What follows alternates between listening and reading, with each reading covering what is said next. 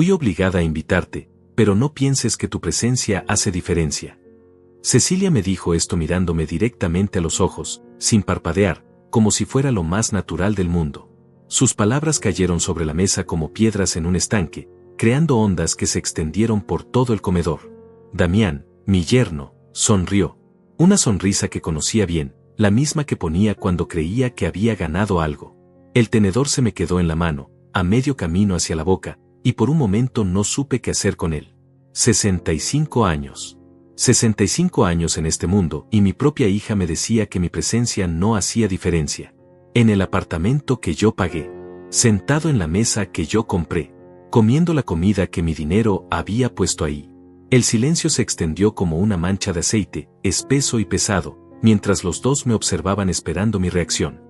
La luz del candelabro que había elegido personalmente para este comedor se reflejaba en los platos de porcelana, esos que Cecilia había insistido en comprar porque combinaban con la decoración. Todo en este lugar llevaba mi firma, mi esfuerzo, mi dinero.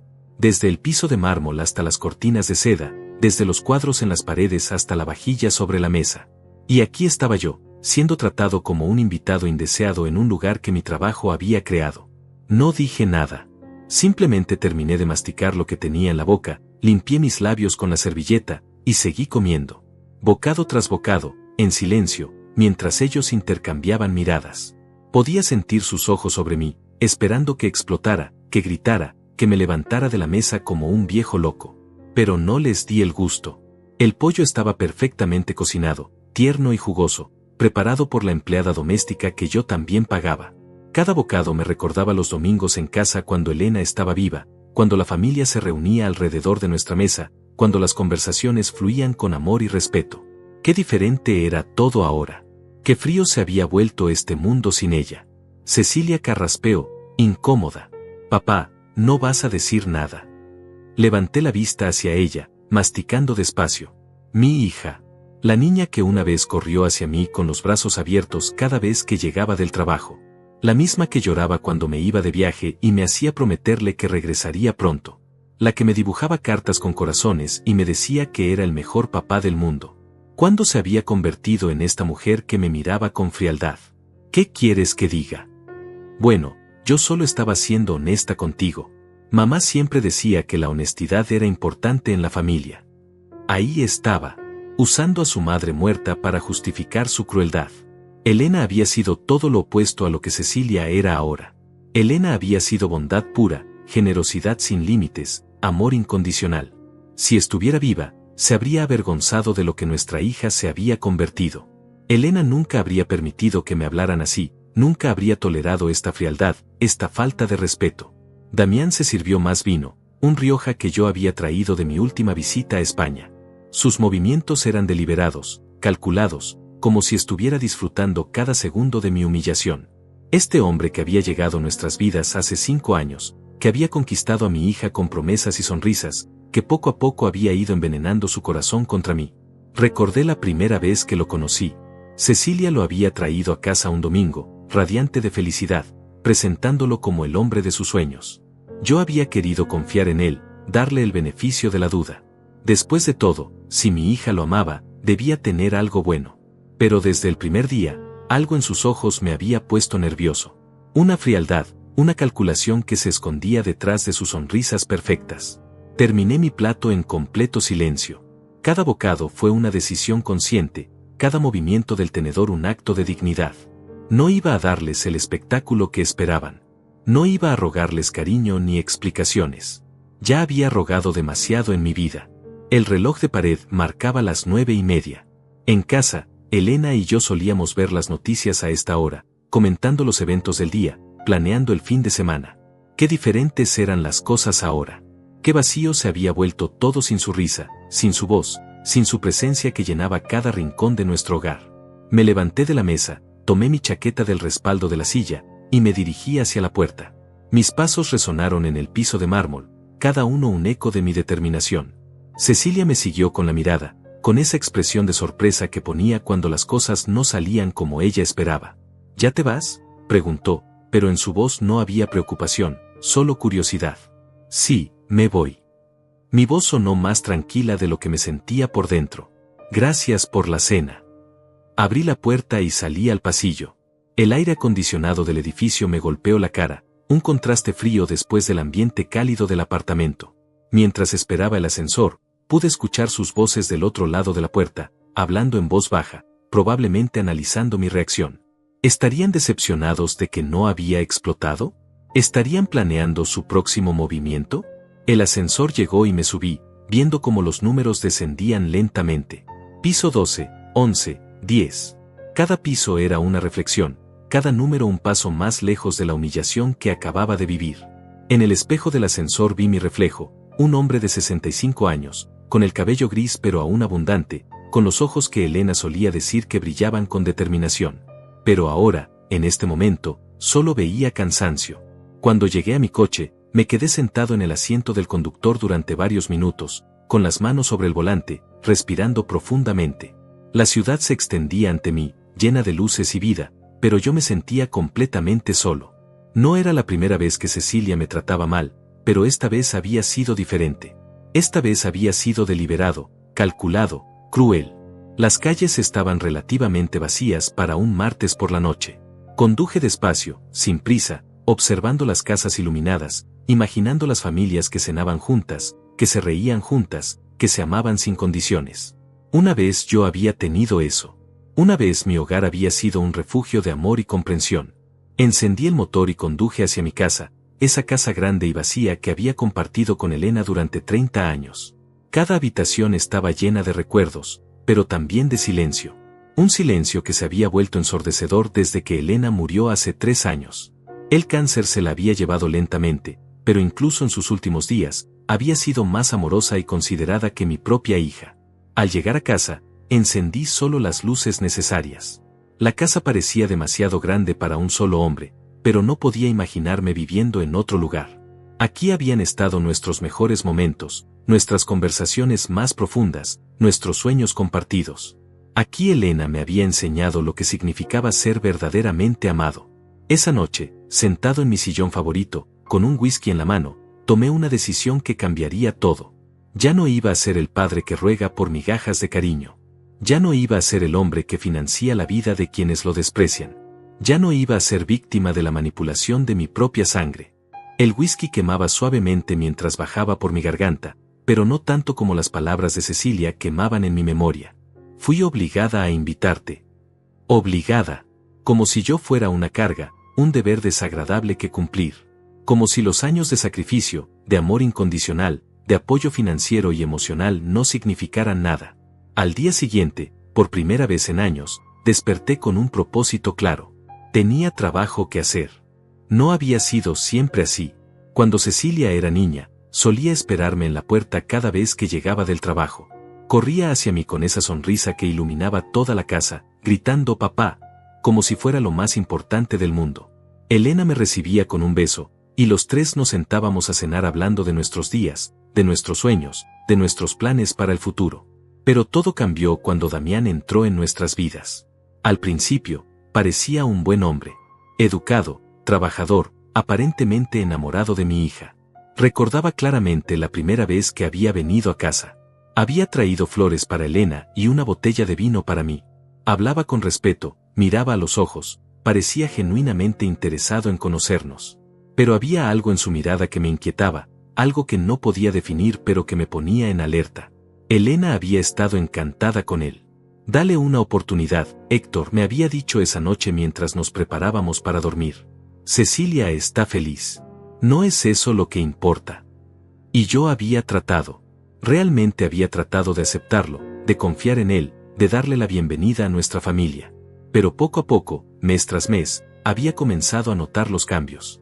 Pequeños al principio, casi imperceptibles, pero cambios al fin. Cecilia empezó a visitar menos. Antes venía todos los domingos sin falta, pero de repente tenía planes con Damián o compromisos que no podía cancelar. Cuando sí venía, parecía distante, como si estuviera cumpliendo una obligación más que disfrutando tiempo con nosotros. Damián había empezado a hacer comentarios sutiles sobre nuestra casa, sobre nuestro estilo de vida, sobre nuestras tradiciones familiares. ¿No les parece que esta casa es demasiado grande para ustedes dos?, había preguntado una vez, mirando alrededor del comedor con una sonrisa que no llegaba a sus ojos. Con lo que vale este lugar, podrían vivir muy cómodamente en un apartamento más pequeño y tener dinero extra para viajar. Elena había reído, pensando que era una broma. Pero yo había visto la seriedad en sus ojos, la forma en que había calculado mentalmente el valor de cada mueble, cada cuadro, cada objeto de valor que habíamos acumulado durante décadas de trabajo duro. Después había empezado a hablar sobre el futuro financiero de Cecilia. Un padre responsable siempre piensa en el futuro de sus hijos, me había dicho durante otra visita. Cecilia y yo hemos estado hablando sobre comprar un apartamento, pero ya sabes cómo está el mercado inmobiliario. Los precios están por las nubes. No había sido una petición directa, pero el mensaje había sido claro. Querían que yo financiara su nueva vida juntos. Y como el tonto que había sido, había aceptado. Había pensado que ayudarlos a establecerse sería una inversión en su felicidad, en su futuro, en nuestra relación como familia. Qué equivocado había estado. Elena había muerto 6 meses después de la boda de Cecilia. El cáncer había sido cruel y rápido, llevándose a la mujer que había sido mi compañera de vida, mi mejor amiga, mi ancla emocional. Durante esos meses terribles, mientras luchábamos contra la enfermedad, Cecilia había estado presente, pero de manera mecánica, como si estuviera cumpliendo con un deber. Damián había sido aún más distante. Aparecía en el hospital de vez en cuando, siempre con prisa, siempre con una excusa para irse temprano. El trabajo, ya sabes, decía, aunque yo sabía que su trabajo no era tan demandante como el mío había sido durante todos esos años construyendo mi empresa. Después del funeral, cuando más los necesitaba, cuando la soledad me aplastaba como una montaña, las visitas se volvieron aún más esporádicas. Cecilia aparecía cada 2 o 3 semanas, siempre con alguna petición, siempre con alguna necesidad financiera que yo debía cubrir. Papá, el refrigerador del apartamento se dañó. ¿Podrías ayudarnos a comprar uno nuevo? Papá, Damián necesita un coche más confiable para su trabajo. ¿Podrías prestarnos el dinero? Papá, queremos remodelar la cocina. Solo serían unos cuantos miles. Y yo había dicho que sí a todo. Cada vez, sin excepción, había abierto mi chequera y había firmado, pensando que mi generosidad mantendría a mi hija cerca, que mi apoyo financiero compensaría la falta de apoyo emocional que no estaba recibiendo. Pero cuanto más daba, más distante se volvía ella. Cuanto más pagaba, menos me visitaba. Cuanto más apoyo financiero proporcionaba, menos apoyo emocional recibía a cambio. Había financiado no solo el apartamento, sino también los muebles, los electrodomésticos, las vacaciones, los restaurantes caros, la ropa de marca, las joyas, los caprichos. Durante 3 años, había sido como un cajero automático personal, siempre disponible, siempre dispuesto a dar, nunca esperando nada a cambio excepto un poco de amor, un poco de respeto, un poco de consideración. Damián había dejado de trabajar el año pasado. Estoy emprendiendo, había dicho cuando le pregunté sobre su situación laboral. Tengo varias ideas de negocio que estoy desarrollando. Pero yo sabía que sus ideas de negocio consistían principalmente en pasar el día en el gimnasio, jugar golf con sus amigos, y planear la siguiente compra grande que yo debería financiar. Cecilia había reducido sus horas de trabajo también. Necesito tiempo para apoyar a Damián en sus proyectos, había explicado. Además, papá, no necesito trabajar tanto. Tú siempre has sido tan generoso con nosotros. Y ahí estaba la verdad. Se habían acostumbrado a mi generosidad. Se habían vuelto dependientes de mi dinero. Pero en lugar de estar agradecidos, parecían resentidos, como si mi apoyo fuera una obligación que yo debía cumplir, no un regalo que yo elegía dar. Las conversaciones telefónicas se habían vuelto cada vez más frías. Cecilia llamaba solo cuando necesitaba algo, y cuando yo trataba de hablar sobre mi día, mi soledad, mis sentimientos, ella siempre tenía prisa, siempre tenía algo más importante que hacer. Papá, no puedo hablar mucho tiempo. Damián y yo vamos a salir. Papá, estoy ocupada. Podemos hablar después. Papá, ya sabes que no me gusta cuando te pones melancólico. Melancólico. Esa había sido su palabra para describir mi dolor por la pérdida de Elena, mi necesidad de hablar sobre mi esposa, mi deseo de mantener viva su memoria. Para Cecilia, mi duelo era una inconveniencia, algo que la hacía sentir incómoda y que prefería evitar. Pero la gota que había derramado el vaso había sido el mes pasado, cuando había ido a visitarlos sin avisar. Había querido sorprenderlos, quizás cocinar una cena juntos como solíamos hacer cuando Elena estaba viva. Había usado mi llave, la que ellos me habían dado para emergencias, y había entrado al apartamento. Los había encontrado en la sala, rodeados de catálogos de bienes raíces, hablando con un agente inmobiliario por teléfono. Damián había estado describiendo mi casa, mi querida casa, la casa que Elena y yo habíamos construido juntos. Sí, tiene 4 habitaciones, 3 baños, jardín amplio, piscina. Está en una zona muy exclusiva. El valor debe estar alrededor de los 800,000, tal vez 1,000,000. Cecilia lo había visto primero y había cortado la llamada abruptamente. Papá, no sabíamos que venías. ¿Qué estaban haciendo?, había preguntado, aunque la respuesta era obvia. Nada importante, había dicho Damián, recogiendo rápidamente los papeles.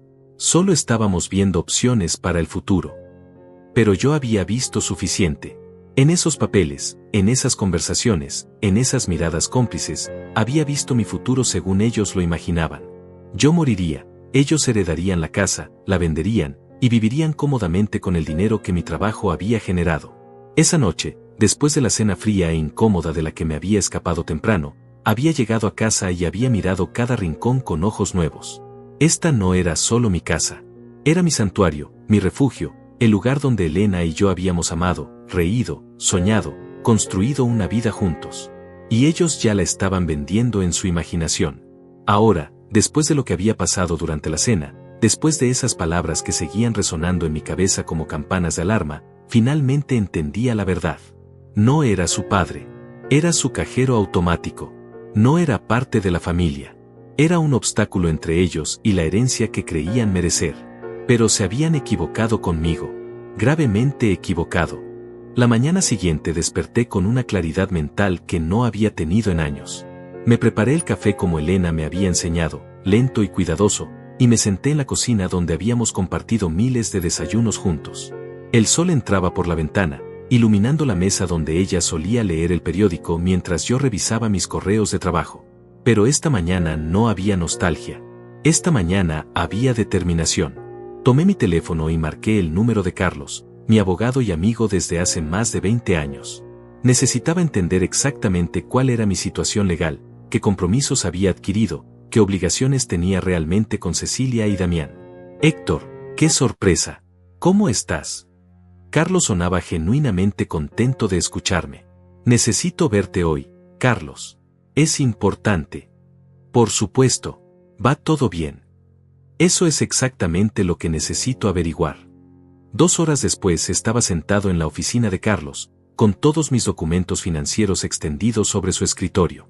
Estados de cuenta, contratos de financiamiento, tarjetas de crédito adicionales, seguros, inversiones.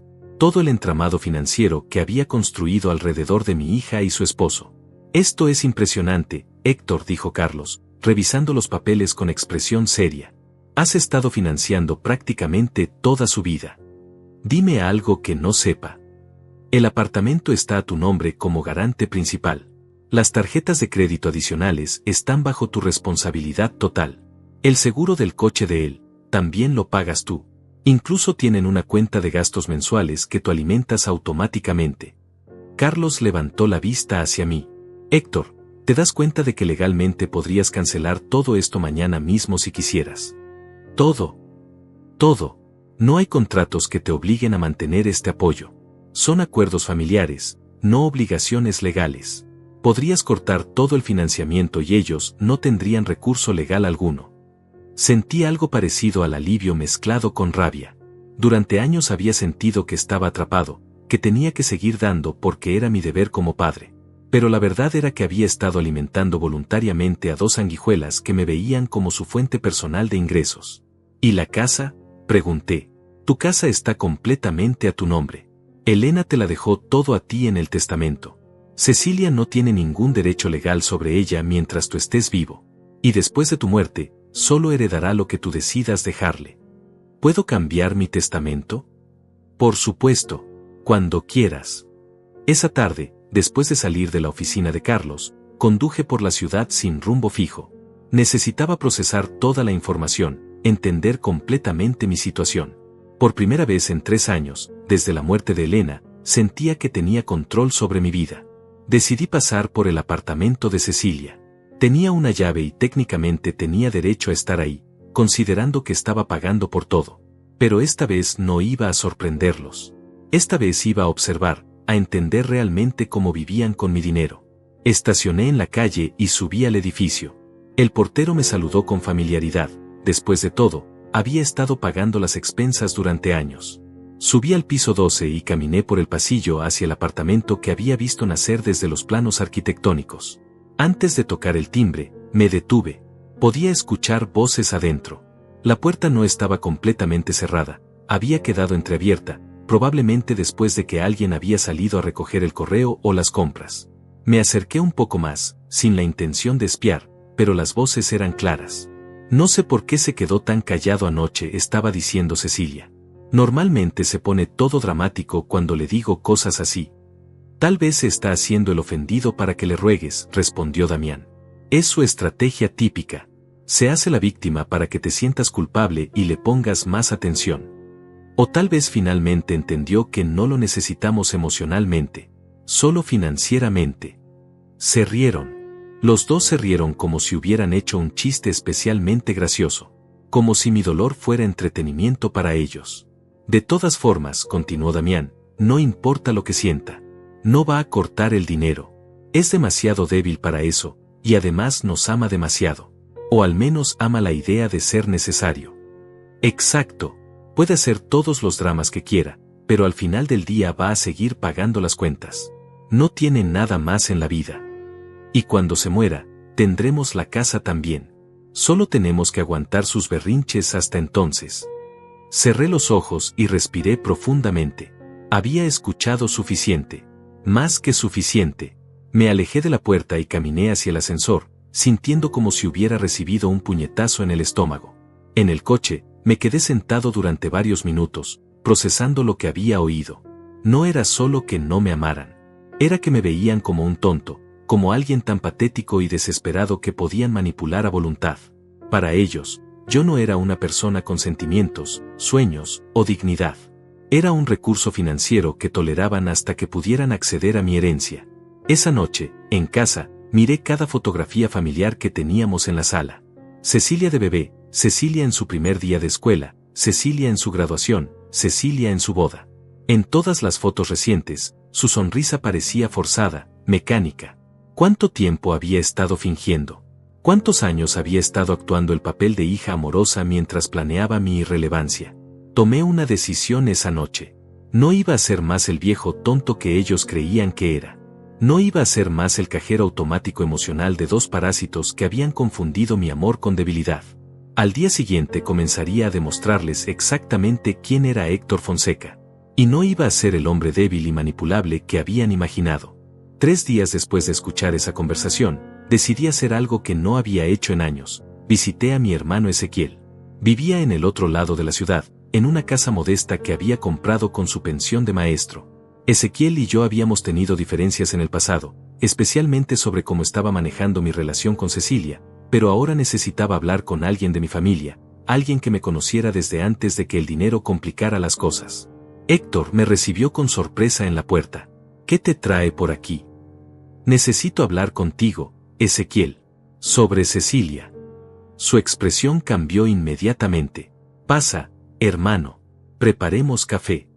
Nos sentamos en su pequeña cocina, que me recordó a la casa donde habíamos crecido juntos. Ezequiel sirvió el café en tazas desparejas pero limpias, y esperó a que yo hablara primero. Me vas a decir que te lo advertí, comencé. No, Héctor. No vine a este mundo para decir, te lo dije. ¿Qué pasó? Le conté todo. La cena, las palabras de Cecilia, la conversación que había escuchado, los años de manipulación financiera. Ezequiel me escuchó sin interrumpir, asintiendo de vez en cuando, su expresión volviéndose más seria con cada detalle. Cuando terminé, se quedó callado durante varios minutos, mirando su taza de café. Héctor, hay algo que necesitas saber. No quería decírtelo porque pensé que no me ibas a creer, pero después de lo que me acabas de contar. ¿Qué cosa? Hace 2 meses, Cecilia vino a verme. Sola, sin Damián. Me preguntó sobre tu salud, sobre si habías hecho chequeos médicos recientemente, sobre si tenías alguna enfermedad que ella debería saber. Sentí un escalofrío recorrer mi espalda. ¿Te dijo por qué? Dijo que estaba preocupada por ti, que te veía muy solo y deprimido desde la muerte de Elena. Pero había algo en la forma en que preguntaba. No parecía preocupación de hija. Parecía más bien cálculo. ¿Qué tipo de preguntas exactamente? Preguntó si sabía cuánto valía tu casa, si conocía los detalles de tu testamento, si sabía si tenías deudas o compromisos financieros importantes. Cuando le dije que no sabía nada de eso, se molestó. Me dijo que como tu hermano, yo debería estar más involucrado en tu vida financiera. Ezequiel se levantó y comenzó a caminar por la cocina. Héctor, hay más. También me preguntó sobre casas de retiro, sobre residencias para adultos mayores. Dijo que había estado investigando opciones, por si acaso, llegabas a necesitarlas en el futuro. ¿Casas de retiro? Tengo 65 años, no 90. Eso mismo le dije yo. Y su respuesta fue que era mejor estar preparados, que personas solitarias como tú a veces desarrollan problemas mentales, depresión severa, que podrían requerir cuidado especializado. El café se me volvió amargo en la boca. No solo estaban planeando mi muerte, estaban planeando mi internación en vida. Querían declararme incapaz mentalmente para tomar control de mis bienes antes de que muriera. ¿Le dijiste algo sobre mi estado mental? Por supuesto que no. Le dije que estabas perfectamente bien, que solo necesitabas tiempo para procesar el duelo. Pero insistió en que la soledad podía ser peligrosa para hombres de tu edad, que había leído estudios sobre deterioro cognitivo en viudos. ¿Y qué más? Ezequiel se sentó de nuevo, con expresión incómoda. Me pidió mi apoyo, Héctor. Me dijo que si alguna vez notaba que te estabas deteriorando, que la llamara inmediatamente, que era importante que la familia se uniera para tomar decisiones difíciles cuando fuera necesario. Decisiones difíciles. Sus palabras exactas fueron: a veces los hijos tenemos que tomar decisiones por el bien de nuestros padres, aunque ellos no las entiendan en el momento, punto. Me quedé callado, procesando la magnitud de lo que Ezequiel me estaba revelando. No era solo que me vieran como un cajero automático. Tenían un plan específico para eliminarme de la ecuación, ya sea esperando mi muerte natural o acelerando mi incapacitación legal. Hay algo más, continuó Ezequiel. Después de esa conversación, comencé a prestar más atención. He hablado con algunas personas del barrio donde vivías con Elena. Los vecinos me han contado que Cecilia y Damián han estado visitando la casa cuando tú no estás. ¿Qué? Aparentemente tienen llaves y van regularmente. Los han visto cargando cajas, midiendo habitaciones, tomando fotos. La señora Miriam, tu vecina de al lado, pensó que tal vez estaban ayudándote a organizar las cosas de Elena, pero cuando le mencioné que tú nunca habías hablado de eso, se preocupó. Sentí que la habitación giraba a mi alrededor. No solo estaban planeando mi futuro sin consultarme, ya estaban inventariando mis posesiones, preparándose para la liquidación de mi vida. Ezequiel, necesito tu ayuda. Lo que necesites, hermano. Quiero que vayas a la casa mañana cuando yo no esté. Observa qué están haciendo exactamente. Toma fotos si puedes, pero sin que te vean. Necesito evidencia de lo que están planeando. Vas a confrontarlos. Voy a hacer algo mejor que eso. Voy a demostrarles que subestimaron gravemente a su viejo tonto. Esa noche, de vuelta en casa, caminé por cada habitación con una perspectiva completamente nueva. Esta casa no era solo mi hogar, era el premio que ellos creían que ya habían ganado. Cada mueble, cada obra de arte, cada objeto de valor era algo que ya habían vendido mentalmente. En el estudio, abrí la caja fuerte que Elena y yo habíamos instalado años atrás. Adentro estaban todos nuestros documentos importantes: testamentos, pólizas de seguro, títulos de propiedad, certificados de inversión. Todo lo que Cecilia y Damián creían que conocían, pero en realidad no tenían idea de la magnitud real de mi patrimonio. Elena había sido más astuta de lo que ellos imaginaban. Había insistido en que mantuviéramos ciertas inversiones y propiedades en estructuras legales complejas, específicamente para protegerlas de situaciones como esta. Nunca sabes cuándo los hijos pueden cambiar, me había dicho una vez. El dinero hace cosas extrañas a las personas. Qué sabia había sido mi esposa. Qué bien me había preparado para este momento, sin que ninguno de los dos supiera que llegaría tan pronto. Tomé mi teléfono y llamé a Carlos. Héctor, es tarde. ¿Todo bien? Carlos, necesito que programes una reunión urgente. Mañana si es posible. Tengo decisiones importantes que tomar, y necesito que me expliques todas mis opciones legales. ¿Se trata de Cecilia? Se trata de mi futuro, y del de ellos. Después de colgar, Me serví un whisky y me senté en el sillón donde Elena solía leer por las noches. Podía sentir su presencia, como si estuviera aprobando lo que estaba a punto de hacer. No van a salirse con la suya, le dije al espacio vacío. No van a convertir nuestra vida en una transacción comercial. Al día siguiente comenzaría a ejecutar mi propio plan. Pero a diferencia del de ellos, el mío era legal, justificado y completamente devastador. Cecilia y Damián estaban a punto de aprender que habían elegido al objetivo equivocado. La llamada de Ezequiel llegó al mediodía del día siguiente, mientras yo estaba en la oficina de Carlos revisando documentos legales. Héctor, tienes que escuchar esto. Llegué a tu casa a las 10 de la mañana y ya estaban ahí. Cecilia y Damián, con dos hombres que no reconocí. Uno parecía un tasador, el otro llevaba una cámara profesional. ¿Qué estaban haciendo? Fotografiando todo, hermano. Todo. Los muebles, las obras de arte, hasta los electrodomésticos. El tipo con la cámara tomaba fotos desde diferentes ángulos, como si fuera un catálogo de venta. Y Cecilia tenía una libreta donde iba anotando cosas. Carlos, que había estado escuchando la conversación en altavoz, negó con la cabeza. Eso es invasión de privacidad y posible preparación para fraude. Sigue, Ezequiel. Logré escuchar parte de su conversación. Estaban hablando sobre cuánto tiempo tomaría vender todo después de que tú ya no estés. Damián mencionó algo sobre acelerar el proceso si encuentran la forma de demostrar que no estás mentalmente capacitado para manejar tus propios bienes. Sentí la rabia crecer en mi pecho como lava hirviendo. Algo más. Cecilia le dijo al tasador que era importante tener todo valuado porque su padre estaba mostrando signos de deterioro mental y que pronto necesitarían tomar decisiones legales difíciles. Dijo que querían estar preparados para cuando llegara el momento de proteger el patrimonio familiar. Carlos me miró con expresión seria. Héctor, esto es intento de fraude patrimonial. Están documentando tus bienes con la intención de reclamarlos basándose en una supuesta incapacidad mental que planean fabricar. ¿Qué opciones tengo? Varias, y todas legales. Pero necesitamos actuar rápido y en secreto. Pasamos las siguientes 3 horas diseñando una estrategia que Cecilia y Damián jamás verían venir. Carlos había trabajado casos similares antes y sabía exactamente cómo proteger mis intereses mientras les tendía una trampa legal perfecta. Primero, explicó Carlos, vamos a modificar todos tus documentos legales. Nuevo testamento, nuevos beneficiarios, nuevas estructuras de protección patrimonial. Todo bajo absoluto secreto. ¿Cuánto tiempo tomará? Puedo tener todo listo en una semana. Pero mientras tanto, necesitamos evidencia de lo que están haciendo. ¿Tienes cámaras de seguridad en la casa? Sí, pero están desactivadas desde que Elena murió. Me deprimía verlas. Las vamos a reactivar hoy mismo. Necesitamos grabar sus visitas no autorizadas. También vamos a instalar cámaras adicionales que ellos no conocen. Esa tarde, Carlos trajo a un técnico de confianza que instaló un sistema de seguridad completamente nuevo en mi casa.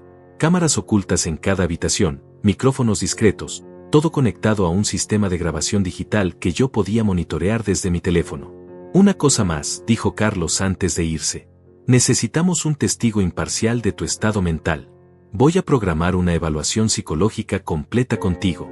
Cuando ellos traten de argumentar incapacidad mental, tendremos documentación médica reciente que pruebe lo contrario.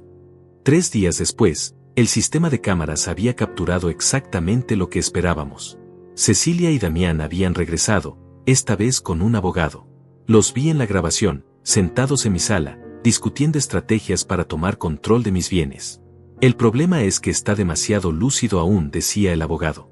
Necesitamos documentar comportamientos erráticos, decisiones financieras irracionales, signos de confusión mental. ¿Cómo hacemos eso?, preguntaba Damián. Provoquen situaciones.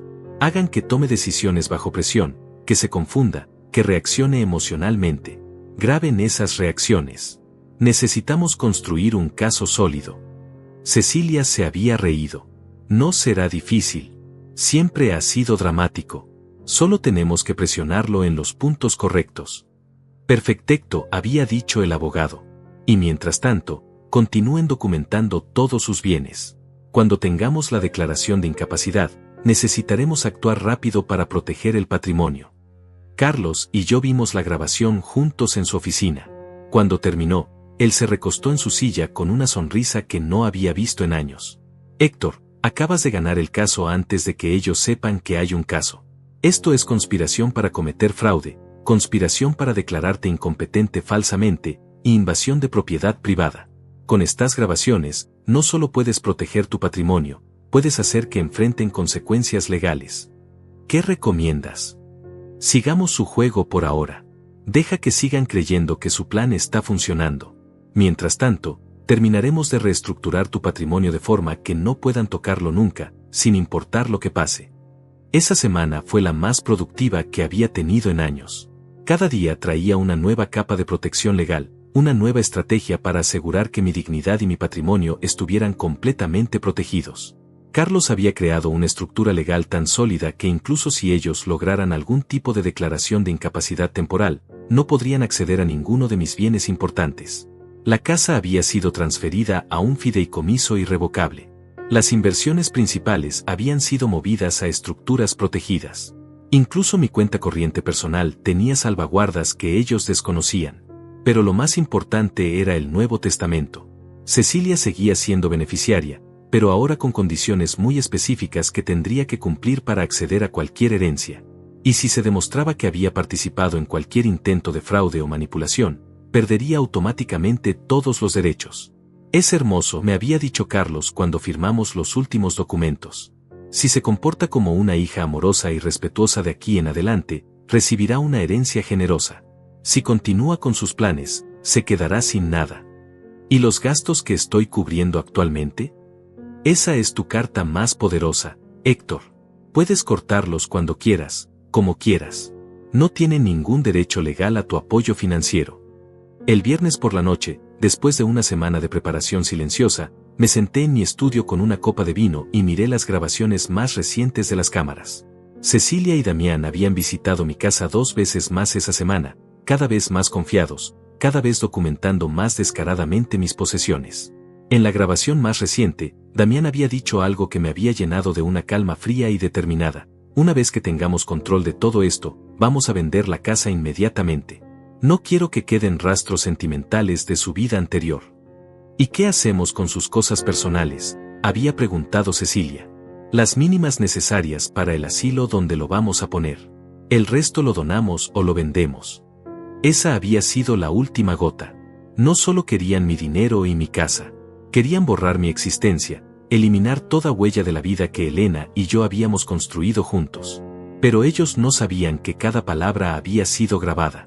No sabían que cada plan había sido documentado. No sabían que mientras ellos conspiraban en la sombra, yo había estado construyendo un muro legal impenetrable alrededor de mi vida y mi dignidad. Al día siguiente sería sábado. Un día perfecto para comenzar la fase final de mi plan. El sábado amaneció despejado y silencioso. Me levanté temprano, como había hecho durante décadas cuando dirigía mi empresa, y preparé mi desayuno con la misma meticulosidad con que había planificado cada movimiento de la semana anterior. Hoy comenzaría la ejecución de lo que Carlos había llamado la operación limpieza. A las 8 en punto, hice la primera llamada. Buenos días, habla Héctor Fonseca. Necesito cancelar inmediatamente el financiamiento del apartamento en la Torre Esmeralda, cuenta número. La ejecutiva del banco sonó sorprendida. Señor Fonseca, ¿está seguro? Esto significaría que los actuales ocupantes tendrían que asumir el pago completo o desalojar la propiedad. Estoy completamente seguro. Quiero que la cancelación sea efectiva desde hoy mismo. Necesitamos que venga personalmente a firmar los documentos. Estaré ahí en 1 hora. La segunda llamada fue a la compañía de tarjetas de crédito. Quiero cancelar todas las tarjetas adicionales asociadas a mi cuenta principal. Sí, todas. No hay fraude. Es una decisión personal y definitiva. La tercera llamada fue a la compañía de seguros del coche de Damián. Cancelo la póliza efectiva inmediatamente. Sí, entiendo que el vehículo quedará sin cobertura. Una tras otra, durante 2 horas, fui cortando metódicamente cada cordón financiero que me ataba a ellos. La cuenta de gastos mensuales, cerrada. El seguro médico privado que les pagaba, cancelado. La membresía del gimnasio de Damián, suspendida. Hasta el servicio de streaming de películas que financiaba, eliminado. Carlos me había acompañado al banco para asegurar que todo el proceso fuera completamente legal y documentado. Mientras esperábamos que procesaran los últimos papeles, recibí una llamada de Ezequiel. Héctor, están en tu casa otra vez. Pero esta vez hay más gente. Parece que trajeron una empresa de mudanzas. ¿Una empresa de mudanzas? 3 hombres con cajas y material de embalaje. Los vi entrar por la puerta principal como si fueran los dueños del lugar. Le dije a Carlos lo que estaba pasando. Su expresión se endureció. Eso es allanamiento y intento de robo. ¿Las cámaras están grabando? Todo está siendo documentado. Perfecto. Deja que sigan. Cada movimiento que hagan está construyendo nuestro caso. A las 11 de la mañana, había completado todas las cancelaciones financieras. Según mis cálculos, Cecilia y Damián descubrirían el primer problema cuando trataran de usar las tarjetas de crédito para almorzar. El segundo golpe vendría cuando el banco los contactara sobre el apartamento. El tercero sería esta tarde, cuando se dieran cuenta de que ya no tenían acceso a los fondos de gastos mensuales. Conduje hacia mi casa, pero me detuve a 2 cuadras de distancia. Quería observar la situación antes de hacer mi aparición. Efectivamente, había una camioneta de mudanzas estacionada frente a mi casa, y pude ver movimiento a través de las ventanas. Mi teléfono sonó. Era un número que no reconocía. Papá. La voz de Cecilia sonaba tensa. Hay algo extraño pasando con las tarjetas de crédito. No funcionan. Qué raro, respondí con calma. ¿Estás segura de que las estás usando correctamente? Por supuesto que sí. Las he usado 1000 veces. Pero ahora dicen que la cuenta está cerrada. Tal vez sea un error del banco. ¿Por qué no hablas con ellos? Ya lo hice. Dicen que tú cancelaste las tarjetas esta mañana. Eso no puede ser cierto, ¿verdad? El momento había llegado. El momento de la verdad que había estado esperando durante días. No, Cecilia. No es un error. Cancelé las tarjetas esta mañana. Hubo un silencio largo del otro lado de la línea. Podía imaginar su cara, la confusión volviéndose lentamente en pánico. ¿Por qué harías eso? Porque son mis tarjetas, mi dinero, y mi decisión. Pero papá, nosotros dependemos de esas tarjetas. Tenemos gastos, compromisos. Compromisos que pueden asumir con sus propios ingresos. No entiendes. No podemos cubrir todo de la noche a la mañana. Necesitamos tiempo para reorganizarnos. ¿Cuánto tiempo? ¿3 años más? ¿5? Toda la vida. Su voz comenzó a quebrarse. Papá, si esto es por lo que dije en la cena, yo no quise. No es solo por lo que dijiste, Cecilia. Es por lo que has estado haciendo. ¿Qué quieres decir? Creo que lo sabes perfectamente. En ese momento, vi a Damián salir de mi casa cargando una caja. Mi caja. Una caja que reconocí como la que contenía algunos de los objetos más preciados de Elena. Cecilia, necesito que salgas de mi casa. Ahora mismo. ¿Qué? Papá, no estamos en tu casa. Mentir no va a ayudarte. Los puedo ver desde aquí. El silencio del otro lado fue absoluto. Había sido atrapada en una mentira evidente, y ambos lo sabíamos. Papá, podemos explicarlo. No hay nada que explicar. Quiero que tú, Damián, y cualquier otra persona que esté en mi casa salgan inmediatamente. Y quiero que dejen todo lo que hayan tomado. No hemos tomado nada. Solo estábamos. Cecilia. Mi voz se volvió fría como el acero. Sal de mi casa ahora, o llamo a la policía. No puedes hacer esto. Somos familia. La familia no se roba entre sí. La familia no planea internar a sus padres en asilos para apoderarse de sus bienes. La familia no contrata tasadores a espaldas de sus padres para evaluar sus posesiones. Otro silencio. Esta vez más largo. Podía escuchar voces de fondo, probablemente Damián preguntando qué estaba pasando. No sé de qué hablas, dijo finalmente, pero su voz había perdido toda convicción. ¿No? ¿No sabes sobre las visitas del tasador? ¿No sabes sobre las fotos que han estado tomando? ¿No sabes sobre los planes de declararme mentalmente incapacitado? Papá, tú. Todo está grabado, Cecilia. Cada visita, cada conversación, cada plan que han estado haciendo. Todo. El silencio que siguió fue tan profundo que pensé que había colgado. Pero entonces escuché su respiración entrecortada, y supe que finalmente había entendido la magnitud de su situación. Tienen 10 minutos para salir de mi casa, continué. Si no lo hacen, las grabaciones van directamente a la policía, junto con toda la evidencia de allanamiento e intento de fraude que hemos recopilado. Papá, por favor, podemos hablar de esto. Ya no hay nada de qué hablar. Colgué el teléfono y conduje hacia mi casa. Era hora de reclamar lo que era mío. Cuando llegué, la camioneta de mudanzas ya se estaba yendo. Cecilia y Damián estaban parados en la entrada, con expresiones que mezclaban shock, rabia y pánico. Al verme llegar, Damián caminó hacia mi coche con los puños cerrados. «Esto es ridículo», gritó. «No puedes cortarnos así de la nada». Me bajé del coche lentamente, mirándolo directamente a los ojos. Por primera vez en años, no sentí miedo ni culpa. Solo una determinación fría y absoluta. Sí puedo. Y lo acabo de hacer. Esto es una locura. Damián siguió gritando mientras caminaba hacia mí con los puños cerrados. No puedes destruir nuestras vidas por un berrinche. Damián, cálmate. Cecilia lo tomó del brazo, pero sus ojos estaban fijos en mí. Había algo diferente en su mirada ahora, algo que no había visto en años, miedo real. No destruí nada, respondí con calma, sacando las llaves de mi casa. Simplemente dejé de financiar la vida de 2 personas que me ven como un cajero automático. No es cierto. Cecilia se acercó a mí. Papá, tú sabes que te amamos. Sí, tal vez dije cosas hirientes en la cena, pero estaba molesta por otras cosas. No tenían nada que ver contigo. Cosas hirientes.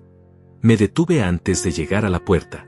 Cecilia, me dijiste que fui obligada a invitarte y que mi presencia no hace diferencia. Eso no son cosas hirientes. Eso es crueldad deliberada. Estaba enojada. ¿Y eso justifica humillarme delante de tu esposo? ¿Eso justifica tratarme como si fuera un estorbo en mi propia vida? Damián se interpuso entre nosotros. Mira, viejo, creo que estás exagerando todo. Las familias tienen discusiones. No puedes castigar a tu hija por una mala noche. Viejo. Repetí la palabra lentamente. ¿Acabas de llamarme viejo? Yo, no quise. No, dijiste exactamente lo que querías decir. Para ti soy solo un viejo estúpido que financia tu vida de parásito. El color se le subió a la cara. No me hables así. ¿O qué? ¿Vas a pegarme? Adelante, Damián. Hazlo. Tengo cámaras grabando desde 3 ángulos diferentes. Eso lo detuvo en seco. Miró alrededor de la casa como si recién se diera cuenta de que podría estar siendo observado. ¿Cámaras? Cecilia se veía confundida. Papá, ¿desde cuándo tienes cámaras? Desde que descubrí que ustedes han estado entrando a mi casa sin permiso para inventariar mis posesiones. Nosotros nunca. Saqué mi teléfono y abrí la aplicación de las cámaras. Les mostré la pantalla donde se veía claramente a Damián cargando cajas hace 1 hora. ¿Nunca qué, Cecilia? ¿Nunca entraron sin permiso? ¿Nunca trajeron tasadores? ¿Nunca fotografiaron mis posesiones? ¿Nunca planearon declararme mentalmente incapacitado? Su cara se volvió blanca como papel. Papá, yo puedo explicar. No hay nada que explicar. Todo está grabado. Cada visita, cada plan, cada conversación sobre cómo apoderarse de mis bienes. Damián arrebató el teléfono de mis manos para ver la pantalla. Lo que vio lo dejó paralizado. Esto es invasión de privacidad, tartamudeó. ¿Invasión de privacidad? ¿En mi propia casa? Me reí sin humor. Damián, creo que no entiendes quién invadió la privacidad de quién. Devuélveme mi teléfono, extendí la mano. Él dudó por un momento, como si estuviera considerando romperlo o tirarla. Pero finalmente me lo devolvió, sabiendo que ya había visto suficiente. Papá, Cecilia se acercó con lágrimas en los ojos. Por favor, podemos sentarnos y hablar de esto como adultos. Sé que las cosas se salieron de control, pero somos familia. Familia. La palabra salió de mi boca como algo amargo. Cecilia, ¿sabes qué es lo que más me duele de todo esto? Ella negó con la cabeza, con las lágrimas corriendo por sus mejillas. No es el dinero. No son las mentiras. No es ni siquiera que hayan entrado a mi casa sin permiso. Lo que más me duele es que tu madre te crió mejor que esto. No metas a mamá en esto. ¿Qué no meta a tu madre? Tu madre está en todo esto. Cada vez que miro lo que te has convertido, pienso en lo decepcionada que estaría Elena. Ella sacrificó tanto para darte una educación, para enseñarte valores, para convertirte en una mujer de bien. Yo soy una mujer de bien. ¿Una mujer de bien planea internar a su padre en un asilo para robar su herencia? ¿Una mujer de bien contrata abogados para declarar mentalmente incapacitado a su propio padre? ¿Una mujer de bien trata a su padre como un estorbo que debe tolerar hasta que se muera?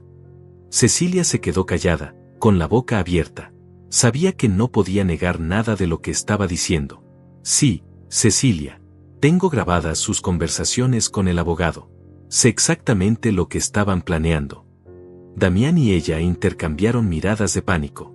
Papá, escúchame. No. Mi voz se volvió firme como roca. Ya terminé de escuchar. Durante 3 años he escuchado excusas, justificaciones, mentiras. Ya terminé. ¿Qué quieres que hagamos? Quiero que salgan de mi propiedad. Quiero que me devuelvan las llaves de mi casa. Y quiero que no vuelvan a contactarme a menos que sea para disculparse sinceramente por todo lo que han hecho. ¿Y el apartamento?, preguntó Damián. ¿Los gastos? Todo. Todo cancelado. Desde hoy, se hacen cargo de sus propias vidas. No podemos pagar el apartamento sin tu ayuda. Cecilia estaba llorando ahora descontroladamente. Nos van a desalojar. Entonces busquen trabajo. Los dos. Como hacen las personas normales que no tienen un padre que les pague todo. Damián ha estado buscando trabajo. ¿Jugando golf es buscar trabajo ahora? Damián se puso rojo de vergüenza y rabia. He estado desarrollando contactos profesionales.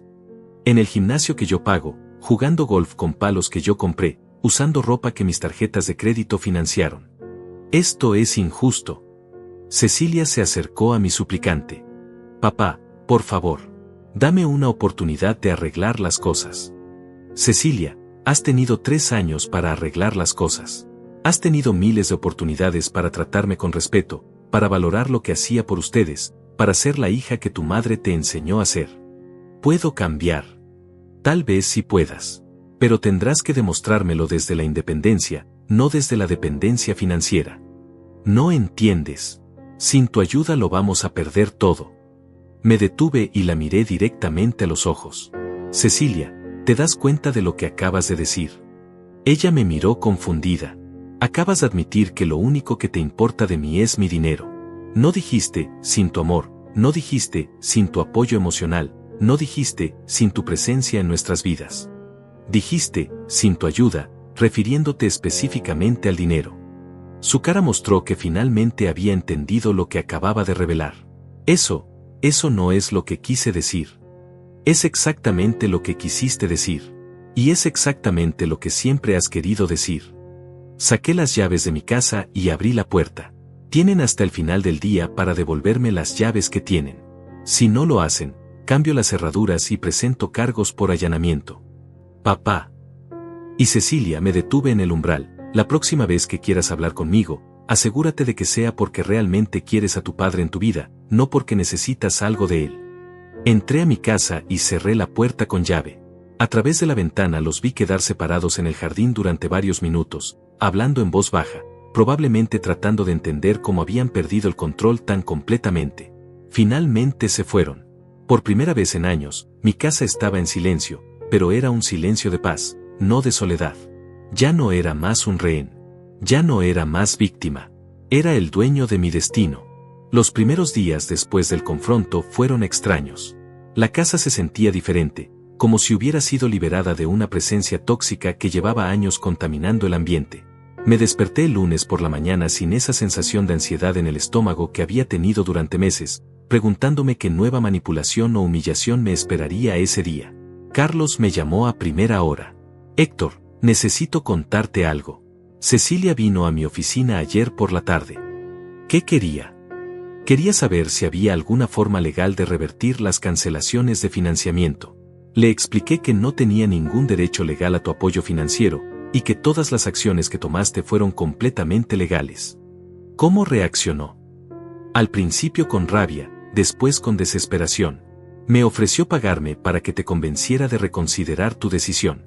Cuando le dije que eso sería antiético, se quebró y comenzó a llorar. Llorar. Héctor, creo que finalmente está entendiendo la magnitud de lo que perdió. No solo el dinero, sino a ti. Me dijo que nunca había visto tan determinado y que por primera vez en su vida tiene miedo de haberte perdido para siempre. Era extraño escuchar eso.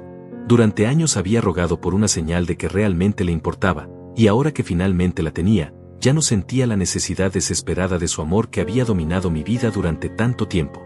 Te dijo algo sobre las llaves. Las dejó en mi oficina. Aparentemente las depositó ahí porque tenía miedo de venir a tu casa después de lo que pasó. Esa tarde fui a recoger las llaves a la oficina de Carlos. Eran 3 copias, una que les había dado hace años para emergencias, y 2 más que aparentemente habían hecho sin decirme. El hecho de que hubieran hecho copias adicionales en secreto confirmaba que sus visitas no autorizadas habían estado planeadas durante mucho tiempo. Con las llaves de vuelta en mi poder, me sentí como si hubiera recuperado no solo mi hogar, sino mi dignidad. Esa noche caminé por cada habitación de la casa, no con la nostalgia dolorosa que había sentido durante los últimos 3 años, sino con una sensación de renovación. En el dormitorio que había compartido con Elena, me senté en su lado de la cama y por primera vez desde su muerte, no sentí ese vacío aplastante. En cambio, sentí su presencia de una manera diferente, como si estuviera orgullosa de lo que había hecho, como si finalmente hubiera encontrado el camino que ella habría querido que tomara. Lo hice, Elena, le dije al espacio vacío. Finalmente encontré mi dignidad otra vez. La semana siguiente decidí hacer algo que no había hecho en años. Salí solo. No a manejar sin rumbo pensando en mis problemas, sino a vivir. Fui al teatro, a un concierto, a cenar a un restaurante elegante donde Elena y yo solíamos ir para celebrar aniversarios. En el restaurante, el mesero me reconoció. Señor Fonseca, hacía mucho que no lo veíamos. ¿Cómo está la señora Elena? Elena murió hace 3 años, le dije sin la punzada de dolor que solía acompañar esas palabras. Lo siento mucho, señor. No sabía. Gracias. Pero esta noche estoy celebrando algo. ¿Puedo preguntar qué? Estoy celebrando que finalmente aprendí a valorarme a mí mismo tanto como ella me valoraba. El mesero sonrió sin entender completamente, pero pude ver que algo en mi actitud le había transmitido una sensación de tranquilidad y propósito que hacía tiempo no tenía. Durante la cena, pensé en todos los años que había perdido rogando por el amor de personas que solo me veían como un recurso. Pensé en todas las veces que había sacrificado mi dignidad esperando que mi generosidad fuera recompensada con cariño genuino. Pero también pensé en Elena, en cómo ella me había amado incondicionalmente, sin pedir nada a cambio excepto que fuera yo mismo. Había tenido tanto miedo de estar solo después de su muerte que había permitido que Cecilia y Damián me trataran como un objeto antes que enfrentar la soledad. Ahora entendía que había una diferencia enorme entre estar solo y sentirse solo. Durante los últimos 3 años había estado rodeado de personas que me hacían sentir terriblemente solo. Ahora estaba físicamente solo, pero me sentía completo por primera vez en años. El viernes por la noche, Ezequiel vino a visitarme. Trajo una botella de vino y cocinamos juntos como solíamos hacer cuando éramos jóvenes, antes de que la vida nos llevara por caminos diferentes. Te ves diferente, hermano, me dijo mientras compartíamos la cena en mi comedor. ¿Diferente cómo? Más joven. Más. Tú. Durante años has parecido como si estuvieras cargando el peso del mundo en los hombros. Estaba cargando el peso de 2 adultos que se negaban a crecer. ¿Has sabido algo de ellos? Nada. Y está bien así. ¿No extrañas a Cecilia? La pregunta me hizo reflexionar. Extraño a la niña que era. Extraño a la hija que podría haber sido. Pero no extraño a la mujer en la que se convirtió. Tal vez cambie. Tal vez esto la haga reflexionar. Tal vez. Pero si cambia, tendrá que ser por ella misma, no para recuperar mi dinero. Y tendrá que demostrarme que el cambio es real y duradero. ¿Y si nunca cambia?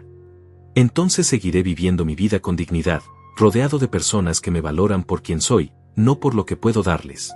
Esa noche, después de que Ezequiel se fue, me senté en mi estudio a escribir. No una carta, no un documento legal, sino algo para mí mismo. Una especie de declaración de independencia emocional. Escribí sobre los años de manipulación, sobre el miedo a la soledad que me había hecho tolerar el irrespeto, sobre la diferencia entre el amor genuino y la dependencia financiera disfrazada de cariño filial. Escribí sobre Elena y cómo su amor me había enseñado lo que realmente valía, como su memoria me había dado la fuerza para finalmente poner límites y recuperar mi dignidad. Escribí sobre el futuro, sobre los planes que quería hacer, los lugares que quería visitar, las experiencias que quería tener, las personas nuevas que quería conocer. Por primera vez en años, tenía planes que no giraban alrededor de las necesidades o caprichos de otras personas. Tenía sueños que eran míos, recursos que podía usar para mi propia felicidad, tiempo que podía dedicar a actividades que realmente me llenaban de satisfacción. Al final de la semana, había tomado una decisión importante. Iba a viajar. Elena y yo habíamos hablado durante años de conocer Europa, de pasar tiempo en esas pequeñas ciudades italianas que veíamos en las películas, de caminar por los museos de París, de ver el atardecer desde las islas griegas. Nunca lo habíamos hecho porque siempre había algo más urgente, más importante, más necesario. El trabajo, la familia, las responsabilidades. Después de su muerte, no había tenido el corazón para hacer solo los viajes que habíamos planeado juntos. Pero ahora entendía que la mejor forma de honrar su memoria no era quedarme paralizado por el dolor, sino vivir la vida plena y digna que ella habría querido que tuviera. Llamé a una agencia de viajes y comencé a planear un recorrido de 3 meses por Europa. Solo. Sin prisa, sin itinerario rígido, sin la presión de complacer a nadie más que a mí mismo. Era hora de comenzar la siguiente fase de mi vida. Una fase donde yo era el protagonista de mi propia historia, no un personaje secundario en los planes de otras personas. 6 meses después, estoy sentado en una pequeña terraza en Positano, Italia, viendo el sol hundirse lentamente en el Mediterráneo. Las casas de colores pastel se extienden por la ladera como flores silvestres, y el aire huele a sal marina y limonero. Elena habría amado este lugar. Lo sé porque puedo sentir su presencia aquí, no como el dolor agudo que solía acompañar sus recuerdos, sino como una calidez tranquila que me llena de gratitud. Han sido los 6 meses más reveladores de mi vida. El viaje comenzó siendo una escapada, una forma de alejarme de todo el drama y la toxicidad que había dominado mi vida durante tanto tiempo. Pero se convirtió en algo mucho más profundo, un redescubrimiento de quién era yo antes de convertirme en el padre desesperado por amor que había sido durante los últimos años. En Roma, caminé por las mismas calles donde los emperadores una vez gobernaron un imperio, y entendí algo sobre el poder verdadero. El poder no viene de controlar a otros o de ser necesitado por otros. El poder viene de conocer tu propio valor y no permitir que nadie te lo quite. En París, me senté en los cafés donde Elena había soñado que tomaríamos café juntos, y por primera vez desde su muerte, pude hablar de ella con extraños sin sentir esa punzada devastadora de pérdida. Hablé de nuestro amor, de nuestros sueños, de la mujer extraordinaria que había sido, y me di cuenta de que mantener viva su memoria no significaba mantenerme prisionero del dolor. En Barcelona, conocí a una pareja de estadounidenses de mi edad que habían estado viajando por el mundo desde que se jubilaron. Cuando les conté mi historia, la mujer me tomó la mano y me dijo algo que nunca olvidaré: Héctor, el amor verdadero nunca te pide que sacrifiques tu dignidad. Si alguien necesita que te hagas pequeño para sentirse grande, no es amor lo que siente por ti. Esas palabras resonaron en mí durante días. Pensé en todos los años que había creído que ser un buen padre significaba permitir que me faltaran al respeto, que dar amor significaba tolerar el abuso emocional, que mantener la familia unida justificaba cualquier humillación. Había estado tan equivocado. Durante estos meses de viaje, he recibido exactamente 3 mensajes de Cecilia. El primero llegó 2 semanas después de que me fui, cuando aparentemente se dieron cuenta de que había desaparecido por completo de sus vidas. Era un mensaje de pánico, preguntando dónde estaba, diciendo que estaban preocupados por mi bienestar. No respondí. El segundo llegó un mes después. Era más largo, más elaborado. Cecilia escribía sobre cómo había estado reflexionando sobre todo lo que había pasado, sobre cómo se daba cuenta de que había cometido errores, sobre cómo quería que fuéramos una familia otra vez. Tampoco respondí. El tercero llegó la semana pasada. Era diferente. Más simple, más honesto. No pedía nada, no prometía nada, no trataba de manipular nada. Simplemente decía: papá, espero que estés bien. Espero que seas feliz. Te extraño, no tu dinero, a ti. Si algún día puedes perdonarme, estaré aquí. Ese mensaje sí me tocó. No porque creyera inmediatamente en su sinceridad, sino porque por primera vez en años, Cecilia había escrito algo que sonaba genuinamente humano, genuinamente vulnerable, genuinamente arrepentido. Pero aún no he respondido. Porque he aprendido que el perdón verdadero no puede ser apresurado, y que el cambio real debe ser demostrado con acciones, no con palabras. Carlos me ha mantenido informado de su situación. Tuvieron que mudarse del apartamento a un lugar mucho más modesto. Damián finalmente consiguió trabajo en una empresa de seguros, con un salario básico que apenas les alcanza para los gastos esenciales. Cecilia aumentó sus horas de trabajo y tomó un segundo empleo por las noches. Por primera vez en años, están viviendo como adultos responsables, cargando con las consecuencias de sus propias decisiones, aprendiendo lo que significa valorar el dinero porque lo están ganando con su propio esfuerzo. No siento satisfacción por sus dificultades, pero tampoco siento culpa. Es lo que debería haber pasado años atrás, antes de que se acostumbraran tanto a mi financiamiento que perdieran la capacidad de valorar tanto el dinero como la persona que se lo daba. En Grecia, mientras caminaba por las ruinas del Partenón, pensé en todas las civilizaciones que habían construido imperios creyendo que durarían para siempre, solo para ver cómo el tiempo los reducía a hermosas ruinas. Me di cuenta de que la familia que había tratado de mantener unida a través de la generosidad financiera había sido un imperio construido sobre fundamentos falsos. Era inevitable que colapsara. Pero de las ruinas pueden hacer algo nuevo, algo más sólido, algo basado en el respeto mutuo en lugar de la dependencia económica. Aquí en Italia, he comenzado a escribir un libro. No sobre mi historia específica, sino sobre algo más universal, sobre cómo la sociedad moderna ha confundido el amor con la provisión material, sobre cómo hemos creado generaciones que creen que ser amados significa ser mantenidos, sobre cómo hemos enseñado a los padres que dar dinero es más importante que dar límites. Escribo sobre Elena y sobre cómo su amor me enseñó la diferencia entre ser necesitado y ser valorado. Escribo sobre la importancia de enseñar a nuestros hijos que el amor viene con responsabilidades, no solo con privilegios. Escribo sobre la dignidad que se recupera cuando finalmente dices no más a quienes abusan de tu generosidad. El libro lo he titulado Nunca es tarde para comenzar de nuevo, porque esa ha sido la lección más importante de estos meses. A los 65 años, cuando muchos hombres sienten que sus mejores días ya pasaron, yo he descubierto que los míos pueden estar apenas comenzando. He hecho amigos nuevos en cada ciudad que he visitado. Gente que me conoce solo como Héctor, no como el padre rico de alguien, no como el viudo solitario de alguien, solo como yo mismo. Es liberador ser valorado por las conversaciones que puedo ofrecer, por las experiencias que puedo compartir, por la persona que soy, no por lo que poseo. En Florencia, conocí a una mujer llamada Isabella, una artista italiana de 58 años que perdió a su esposo hace 5 años. No hay nada romántico entre nosotros, pero nos hemos convertido en amigos profundos.